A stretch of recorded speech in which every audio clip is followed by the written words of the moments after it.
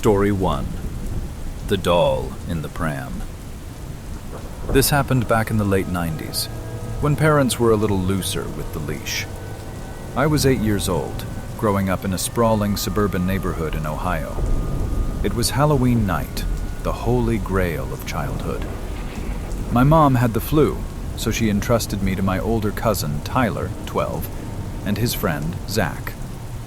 They were older, cooler, and promised to take me to the rich neighborhoods, where they gave out full-size candy bars. We started early, around 5:30 p.m. The streets were packed with kids in Power Rangers costumes and Scream masks. But Tyler and Zach were greedy. By 8 p.m. we had hit all the main streets, and our pillowcases were getting heavy. "Let's go to Oakwood," Zach suggested. Oakwood was a new development on the edge of town. The houses were huge, set far back from the road, and separated by patches of dense woods. It was darker there, with fewer streetlights. We walked for about 20 minutes until the crowds thinned out. Eventually, we were the only ones on the street. That's when we saw him. Walking slowly down the sidewalk towards us was a man. He was tall, wearing a thick wool coat and a wide-brimmed hat that shadowed his face. He was pushing an old-fashioned black carriage pram, the kind with the big wheels that looked like it belonged in a Victorian ghost story. He was humming a lullaby. "Rock-a-bye baby." As we passed him, he stopped. "Well, look at this crew," he said. His voice was smooth, friendly, but too loud for the quiet street. "Running late, aren't you?" Tyler, trying to be the tough older kid, just nodded. "Yeah, getting the last bit." The man smiled. In the dim light of a street lamp, I saw his teeth. They were perfectly straight and very white. "My daughter and I just finished," he said, gesturing to the pram. "But we have so much leftover candy at the house. My wife bought too much. Snickers, Kit Kats, you name it." He leaned over the pram and whispered, "Isn't that right, sweetie?" Then he looked back at us. "She's sleeping. Shh." "We should go," Zach whispered to Tyler. "Wait," the man said. "My house is right there. The blue one on the corner. I can just dump the whole bowl in your bags. Save me from eating it all." Greed is a powerful thing for a kid. Tyler looked at Zach, then at the massive house the man was pointing to. "Okay," Tyler said. "Just real quick." We followed him. He pushed the pram up the long, winding driveway. He moved with a strange, stiff gait, like his knees didn't bend quite right. He unlocked the front door and wheeled the pram inside. The house was beautiful, but strangely empty. No photos on the walls, no furniture in the foyer. Just a coat rack and a single chair. "Come on in, boys," he beckoned. "Don't let the heat out." We stepped into the foyer. The air inside smelled stale, like mothballs and bleach. "I'll go get the candy from the kitchen," the man said. He parked the pram in the center of the hallway, facing away from us. "Keep an eye on Susie for me." He walked down the hall and disappeared into the kitchen. We heard him rummaging around. I stood there, clutching my pillowcase, feeling a knot in my stomach. The silence in the house was heavy. "I don't like this," I whispered to Tyler. Tyler rolled his eyes, but he looked nervous too. He looked at the pram. "I want to see the baby," he whispered. "Don't," Zach hissed. "He said she's sleeping." Tyler ignored him. He tiptoed over to the black carriage. He reached out and slowly pulled back the lace hood cover. I watched Tyler's face. First, he looked curious. Then, his eyes went wide. His mouth opened, but no sound came out. The color drained from his cheeks instantly. He dropped the cover and stumbled back, almost tripping over his own feet. "Run," he choked out. It was barely a whisper. "Run!" He grabbed my arm and yanked me so hard I almost fell. We bolted out the front door, Zach right behind us. "Hey!" The man's voice roared from the kitchen. It wasn't friendly anymore. It was a guttural scream of rage. We sprinted down the driveway. I heard the heavy front door slam open behind us. I heard heavy boots hitting the pavement. He was chasing us. We didn't look back. We ran through the neighbors' yards, cutting through hedges, tearing our costumes, until we reached the main road where there were cars and lights. We collapsed on the curb, gasping for air. "What?" Zach panted. "What was it?" Tyler was shaking violently. He looked sick. "It wasn't a baby," Tyler whispered, tears streaming down my face. "It was pots." "What?" "It was doll parts," he sobbed. "But they were wrapped in meat, like raw steak. And there was a wig, a human hair wig, stapled to a cantaloupe." We told my parents. They called the police. When the cops went to the house, it was empty. The man didn't live there. The house was a model home for the new development. He had broken in through the back door. They found the pram in the living room. It was empty. But the floor of the foyer was covered in candy wrappers and Polaroids. Polaroids of children walking down the street. One of them was a picture of us, taken from the bushes 10 minutes before we met him. He had been stalking us, waiting for the streets to clear. I'm 30 now. I don't celebrate Halloween. And if I see a stroller left unattended, I walk the other way. Story 2. The Jester on the Ladder. This happened on Halloween night, 2016. I was 20 years old, home from college for the weekend to watch my parents' house while they attended a wedding out of state. Our house sits at the end of a long, winding cul-de-sac that backs up to a dense stretch of state forest. It's usually quiet, but on Halloween, it's chaotic. My mom had bought enough candy to feed an army, so I spent the evening handing out Snickers to an endless stream of Elsas and Iron Mans. By 9 p.m., the rain started. It was a cold, miserable drizzle that cleared the streets instantly. I turned off the porch light, locked the front door, and retreated to the living room with my dog, Cooper, a 90-pound German Shepherd mix. I was binge-watching Stranger Things, half asleep on the couch, when the doorbell rang. I checked the time. 10:15 p.m. Way too late for trick-or-treaters. I ignored it, assuming it was teenagers pulling a prank. But then it rang again. And again. Rapid fire. Ding-dong, ding-dong, ding-dong. Cooper jumped up, the hair on his back standing straight up. He let out a low, menacing growl. I walked to the foyer and peered through the narrow glass window next to the front door. Standing on the porch, illuminated by the faint glow of the street lamp, was a massive figure. He was easily 6'5". He was wearing a full court jester costume.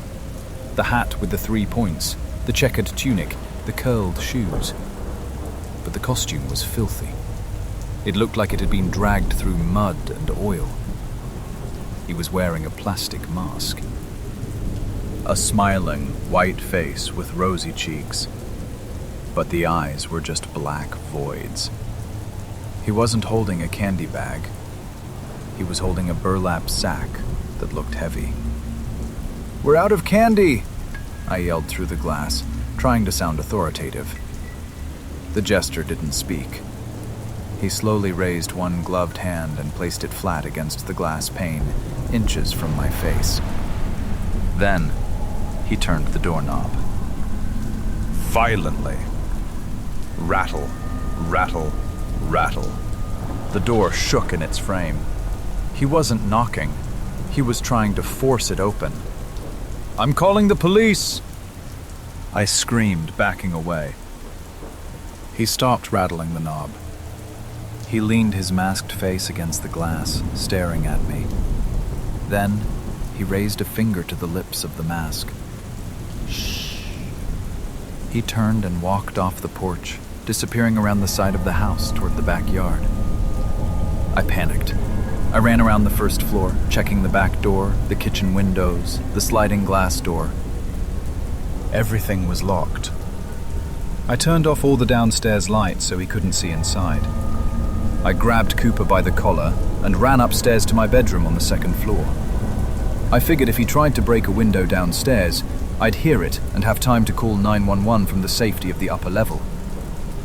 I sat on my bed in the dark, clutching my phone, listening to the rain drumming on the roof. Cooper was pacing the room, whining. 20 minutes passed. Silence. I started to relax. Maybe he had moved on to an easier target. Then, Cooper stopped pacing. He stared directly at my bedroom window. The curtains were drawn, but I could see the silhouette of the window frame against the faint outside light. Scritch. A soft scratching sound against the glass. My stomach dropped. I'm on the second floor. There is no balcony. There are no trees close enough to reach the window. Tap, tap, tap. Someone was tapping on the glass. I couldn't move. My brain refused to accept what was happening. Cooper lunged at the window, barking ferociously. I crawled across the floor, staying below the window line. I reached up and pulled the curtain back just an inch. My breath hitched in my throat. Pressed against the second-story glass was the jester mask. He was looking right at me. He tilted his head, mimicking a curious dog. I screamed. I didn't care about being quiet anymore. I scrambled back into the hallway and dialed 911. "He's at the window! He's upstairs!" I shrieked to the operator. While I was on the phone, I heard the sound of the window screen being ripped off. Rip! Then the heavy thud of a fist pounding on the glass. He was trying to break it. "Police are 3 minutes out," the operator said calmly. I locked myself in the master bathroom with Cooper and waited, shaking so hard my teeth chattered. When the sirens finally wailed in the driveway, the pounding stopped. I heard a loud clang against the side of the house, followed by heavy footsteps running into the woods. The police searched the property. They didn't find the jester, but they found how he got up there.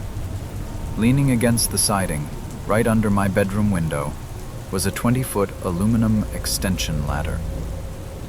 It was our ladder. He had broken into the detached shed in the backyard, carried the heavy ladder through the mud in the dark, and set it up silently while I was hiding upstairs. He hadn't been looking for an open door downstairs. He knew I would run upstairs. He was hunting me. And the burlap sack he was carrying? The police found it dropped at the base of the ladder. Inside, there was a coil of rope, a roll of duct tape, and a set of butcher knives. I don't stay home alone on Halloween anymore, and I made my parents put a padlock on the shed.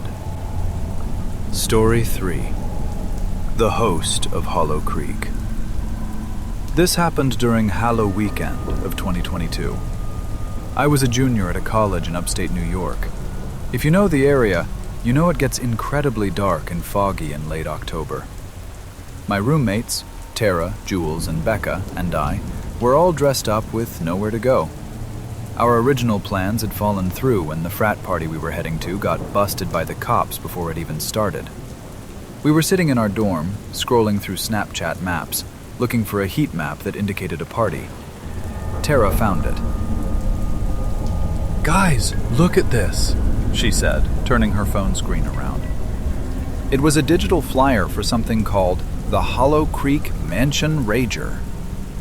The address was about 20 minutes away, deep in the wealthy estate district. The caption read, "Open invite, BYOB. Ask for Sebastian." We debated it for a minute, but the allure of a mansion party was too strong. We piled into Tara's Jeep and headed out. The drive took us down winding, unlit back roads lined with dead leaves. We finally turned onto a long gravel driveway. The house was massive, a stone manor that looked like it belonged in a Batman movie. There were about 15 cars parked on the grass, which reassured us. Other people were here. We walked up to the front door. It was unlocked. The music was loud, but it sounded tinny, like it was coming from a single Bluetooth speaker rather than a house system. We stepped into the foyer.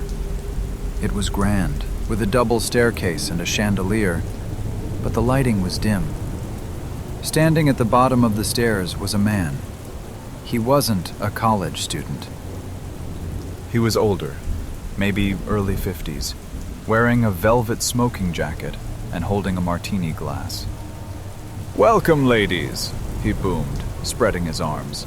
"I'm Arthur, Sebastian's father. He's running around here somewhere." "Hi," I said, feeling a little awkward. "Nice house." Thank you, Arthur smiled. His eyes lingered on us a little too long. Come to the kitchen.